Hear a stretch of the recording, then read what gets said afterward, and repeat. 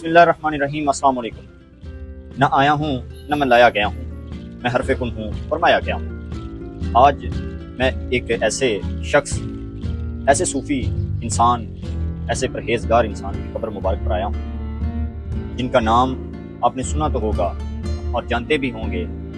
ایسے اللہ کے نیک بندے ہیں، ایسے اللہ کے صوفی بندے ہیں۔ وہ کون انسان ہیں، وہ کون سے شخص ہیں؟ وہ حضرت واصف علی واصف صاحب۔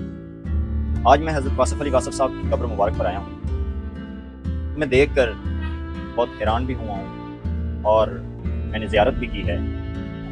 یہ اللہ کے ایسے خاص بندے تھے جنہوں نے اللہ کے گنہگار بندوں کو، بھٹکے ہوئے لوگوں کو دین کی تبلیغ دی اور دین کے رستے پر چلنے کی ترغیب دی۔ حضرت واصف علی واصف صاحب نہ ایک صوفی تھے بلکہ ایک شاعر بھی تھے، ایک رائٹر بھی تھے۔ یہ حضور صلی اللہ علیہ وسلم کی محبت میں بھی ہمیشہ مدغم رہتے تھے۔ حضور صلی اللہ علیہ وسلم کی شان بھی اس طرح بیان کی کہ کوئی مشکل سے ہی کر پائے۔ حضور صلی اللہ علیہ وسلم سے بھی بہت زیادہ دل لگاؤ تھا۔ حضور صلی اللہ علیہ وسلم کی شان کو اس طرح سے بیان کیا کہ ایک عام آدمی بھی اس روشنی کو سمجھ سکتا ہے اور اس علم کو سمجھ سکتا ہے۔ حضرت واصف علی واصف صاحب کا اگر میں تھوڑا سا بیک گراؤنڈ بتاؤں تو حضرت واصف علی واصف صاحب کوشاب میں پیدا ہوئے، 1929 عیسوی میں پیدا ہوئے اور 1993 میں اپنی خدمات سر انجام دینے کے بعد لاہور میں وفات ہوئی۔ آج میں ان کے مزار پر کھڑا ہوں، میں جتنی بھی ان کی تعریف بیان کروں وہ کم ہے۔ چھوٹی سی بات حضرت واصف علی واصف صاحب میں آپ کو بیان کرتا چلوں۔ حضرت واصف علی واصف صاحب فرماتے ہیں، حضرت یوسف علیہ السلام کے اوپر جب دروازے بند ہو چکے تھے، کوئی دروازہ کھلا نہیں تھا، تو پھر بھی ان بند دروازوں کی طرف دوڑے اور اللہ سے مایوس نہیں ہوئے۔ اللہ پر دل لگائی اور امید رکھی کہ اللہ ایک نہ ایک دن مجھے ان بند دروازوں سے نکالے گا، اور وہی ہوا۔ اللہ پاک نے ان بند دروازوں کو کھول دیا اور سبھی کو کھول دیا۔ اسی طرح فرماتے ہیں کہ ایک انسان کو اللہ کے اوپر یقین ہونا چاہیے۔ اگر اس کے اوپر اتنی مشکلیں بھی آ جائیں کہ وہ سوچ بھی نہ سکتا ہو، پھر بھی وحدہ لا شریک میرے اللہ پر یقین ہونا چاہیے۔ اللہ پاک اس کو ایک نہ ایک دن ضرور اس کٹن رستے سے، اس مشکل سے ضرور نکالیں گے۔ تو یہ امید کہ انسان کو دلوانا، یہ ایک نیکی کے رستے پر چلانا، دین کی دعوت دینا اور حضور صلی اللہ علیہ وسلم کی شان بتانا، حضور صلی اللہ علیہ وسلم کے طریقے بتانا، یہ حضرت واصف علی واصف صاحب کی کرامات ہیں۔ یہ ان کی مہربانی ہے، یہ ان کا ہم پر کرم ہے کہ جنہوں نے ہمیں بہت سی باتیں بتائیں۔ اور میں تھوڑی سی اور تعریف بیان کرتا چلوں تو حضرت واصف علی واصف صاحب کی بہت سی بکس ہیں، جن میں اقوال ہیں، بات سے بات ہیں، ذکر حبیب صلی اللہ علیہ وآلہ وسلم ہے، اور قطرہ قطرہ قلزم ہے، شب راز ہیں۔ اسی طرح سے اور بہت سی بکس ہیں جو انہوں نے لکھی۔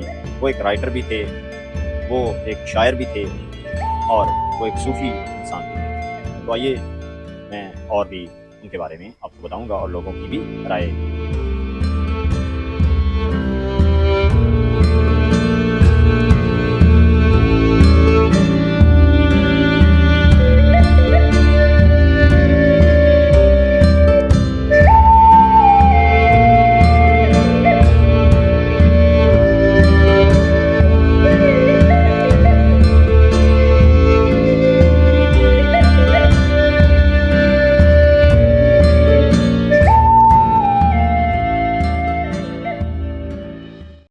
جس طرح میں نے حضرت واصف صاحب کی پہلے آپ کو تعریف بیان کی، تو حضرت واصف علی واصف صاحب کے ایک شاگرد یا جنہوں نے آپ کی تعلیمات کو جانچا، تو آپ کے ایک شاگرد ڈاکٹر اظہر وحید صاحب نے آپ کے مزار کے بالکل ہی سامنے ایک لائبریری کا انعقاد کیا۔ وہاں پر پراپر بیٹھنے کا انتظام بھی کیا گیا ہے۔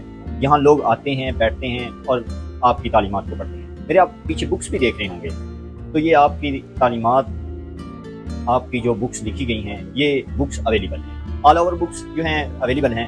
اور یہاں اس لائبریری میں ڈاکٹر اظہر وحید صاحب جو آپ کے شاگرد ہیں، انہوں نے ادھر پراپر نظام بیٹھنے کا بھی بنایا گیا ہے، اور یہاں پہ لوگوں کو جو ہے آپ کی تعلیمات کے بارے میں آگاہ بھی کیا جاتا ہے۔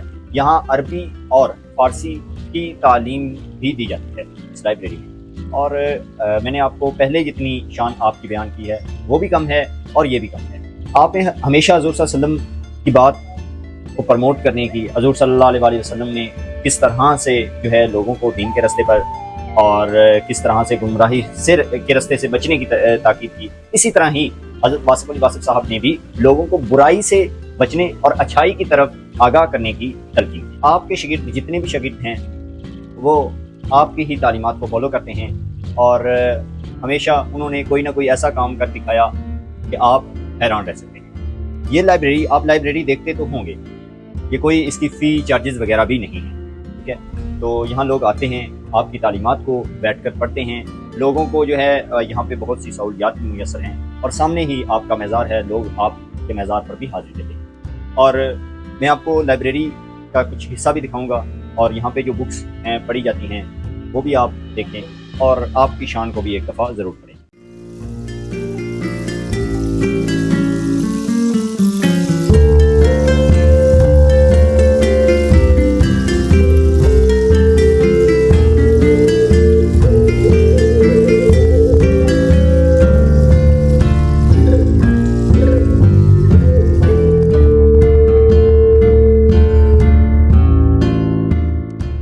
جس طرح پہلے میں نے ذکر کیا حضرت واصف علی واصف صاحب کی شان میں، تو میں تو تفصیلات کے ساتھ ساری نہیں بتا سکتا ان کی شخصیت کے بارے میں کہ وہ کس طرح سے ایک مشہور شخصیت ہیں۔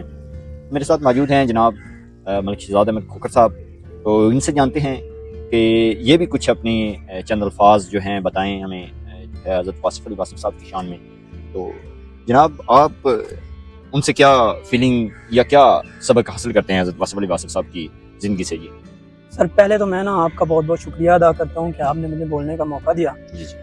اور دوسری بات یہ ہے کہ جو واصف علی واصف صاحب ہیں نا، ان کے بارے میں نے اپنے والد صاحب سے سنا تھا۔ تب ہم چھوٹے ہوا کرتے تھے، کوئی اتنا سمجھ بوجھ نہیں تھی۔ جی۔ وہ کوئی بھی بات ہوتی، کوئی معاملہ ہوتا تھا نا، والد صاحب ان کو کچھ اشعار پڑھ دیتے، کچھ بتا دیتے ان کے والے سے۔ لیکن نا ادھر میں آیا ہوں، لاہور میں آیا ہوں، جب میں ان کی مزار پہ گیا، میں نے دیکھا، میں ان کے چند اشعار وغیرہ پڑھے، تب مجھے پتا چلا کہ یار نا وہ جو ابا تھے نا، وہ ابا ہی تھے، وہ ایسے نہیں ہمیں ایسی باتیں کیا کرتے تھے، وہ بہت گہرائی والے یار بزرگ تھے واصف علی واصف صاحب۔ ہم ان کے بارے میں ان کی شان بیان تو نہیں کر سکتے، لیکن یہ ضرور بتا سکتے ہیں کہ انہوں نے تعلیم و تربیت کس لحاظ پہ کی لوگوں کی۔ انہوں نے اصل میں نا جو ان کا مقصد تھا وہ اللہ تعالیٰ کی تعلیمات کو لوگوں تک پہنچانا اپنے انداز میں، جیسے ادبی انداز میں انہوں نے نا تعلیمات دی دین کی۔ اور ایک ان کی مثال ہے، انہوں نے ایک شعر لکھا ہے، شعر سے وہ اس کا ترجمہ ہی کہہ لیں یا اس کی تشریح کہہ لیں۔